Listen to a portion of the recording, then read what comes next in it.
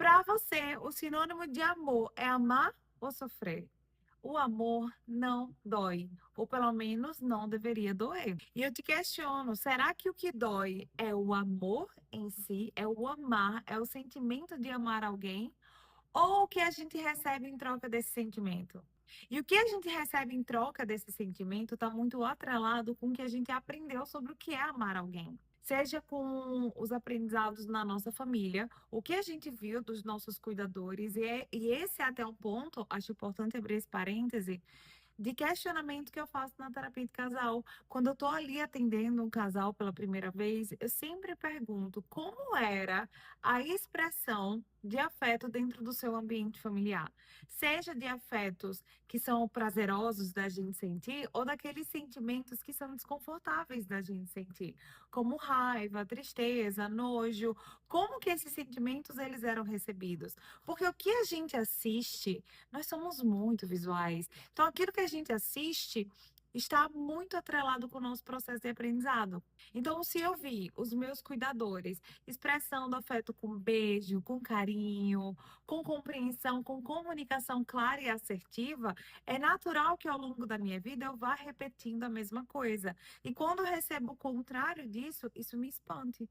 E eu saia desse contexto. Eu posso até entrar, mas eu não permaneço lá. Se eu vejo os meus cuidadores conversando sobre sentimentos mais desconfortáveis de sentir, como nojo, raiva, alguma tensão ali da relação, eu tendo a também perpetuar esse comportamento se for muito presente na minha vida, de ter uma conversa clara, objetiva e humilde sobre esses sentimentos desconfortáveis. Porém, se eu venho de um ambiente familiar que me proporciona o contrário disso, é muito possível que eu perpetue isso na minha vida também.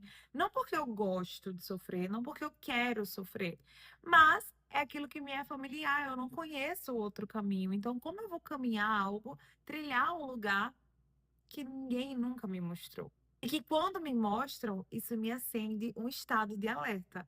Não de que aquilo é ruim, mas de que aquilo eu não conheço. E aquilo que eu não conheço, eu tendo a me afastar. Bom, sejam muito bem-vindos ao meu canal. Hoje é dia de mais vídeos sobre relacionamentos e essa temática dá muito pano para manga, como a gente costuma dizer por aí. Tem muito assunto que é importante da gente compreender para a gente não acabar perpetuando dores, feridas, esquemas, crenças sobre a gente, sobre o outro, sobre o mundo, sobre as coisas que vão somente ali, ó, cutucar a nossa ferida ou abrir outras feridas que a gente nem tinha. E se você ainda não me segue nas redes sociais, o meu arroba é terapia com Luísa. Bem, tudo aquilo que a gente aprende ao longo do nosso desenvolvimento vai ter influência lá na nossa vida adulta. Então, por exemplo, a gente que cresceu assistindo aí as telenovelas, sejam aquelas mexicanas ou as nossas mesmo, o que eu lembro do que eu aprendi sobre amor ali eram que os relacionamentos eram de altos e baixos. Sempre ia ter muito sofrimento, muito drama, até os personagens principais conseguirem ficar juntos. Querendo ou não, isso é algo que eu vou consumindo e que eu vou acreditando que é real. Aí a gente para ouvir as músicas. Vamos voltar lá para os anos 2000. Aquelas músicas de muito sofrimento, de que o amor dói, de que machuca. Eu sou emo, tá? Eu não fui emo, eu sou emo. Então as músicas elas retratavam muito desse sofrimento, dessa dor, desse amor que corrói, diferente das músicas que a gente escuta hoje em dia. Buguei. Diferente das músicas que a gente escuta hoje em dia, que não são músicas que retratam o amor de uma maneira positiva, mas também não levam o amor para esse lugar de tanta melancolia. Mas o amor hoje é visto como algo trivial nas canções, algo que eu consigo viver sem, algo que eu não desejo ter, algo que não me é um sonho. Afinal, eu sou uma pessoa totalmente suficiente. E tá tudo bem você não sonhar em viver um relacionamento. Só que a gente precisa entender que a vida não é uma dicotomia. Não é um 8 ou 80. Eu não preciso odiar relacionamentos, assim como eu não preciso viver só para um relacionamento. E essa ideia dicotômica é muito do que a nossa vida nos mostra. Sobre ou o amor é muito doído, é muito ruim, ou eu sou totalmente dependente da minha relação e eu vivo somente para aquela relação. Quando, na verdade, existem vários tons de cinza entre o preto e o branco. E o que dói, como eu comentei com vocês lá no início do vídeo, não é o amor, mas sim o que a gente faz para poder recebê-lo.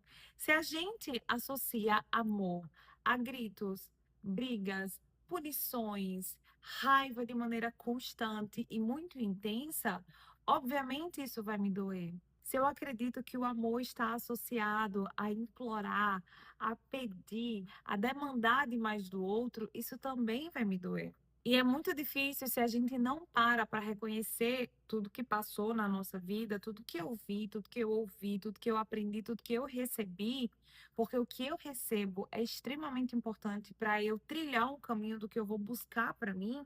E é tão difícil a gente conseguir modificar as nossas crenças sobre amor se a gente não conhece a nossa história de vida, se eu não lembro, se eu não aprendo, se eu não reconheço o que eu desenvolvi de aprendizado sobre amor a partir do que me foi dado, porque o que eu recebi dos meus cuidadores, o que você recebeu dos seus cuidadores, é extremamente importante para a gente saber o caminho que você vai trilhar para você receber o amor que você precisa e merece ter.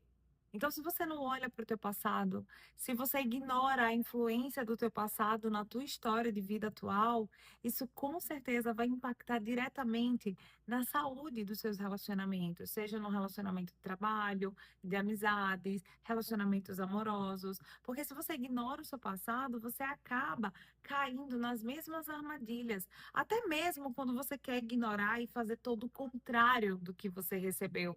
Você pode acabar hipercompensando, lutando demais contra aquilo e talvez até sendo com o outro o que foram com você e que você não queria mais viver.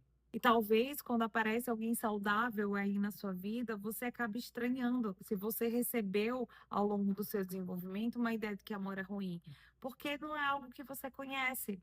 E você começa a achar que o outro é muito emocionado, a outra pessoa é muito emocionada, ou você acha que a pessoa é muito melosa, muito grudenta. Eu te questiono.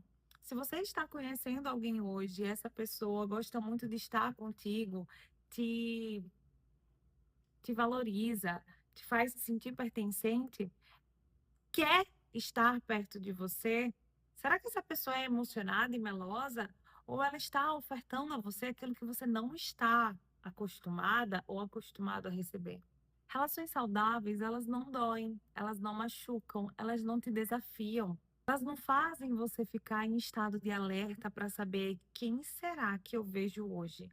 É aquela pessoa que me ama ou aquela pessoa que me descarta, que não quer saber de mim, que não me responde, que me ignora? Você não nasceu desacreditando do amor. Você não nasceu associando que amor dói. Você aprendeu isso. E se você aprendeu isso, isso significa que você pode aprender outras crenças também. Bem, se você gostou desse vídeo totalmente sem roteiro, me sentei aqui e comecei a conversar com vocês. Eu tenho várias coisas que tiveram algumas verdades duras de serem ditas, mas necessárias de serem escutadas. Não esquece de clicar em gostei, se inscrever aqui no canal e compartilhar esse vídeo com alguém que precisa ouvir essas verdades. Encontro vocês na próxima semana. Bisu, bisu.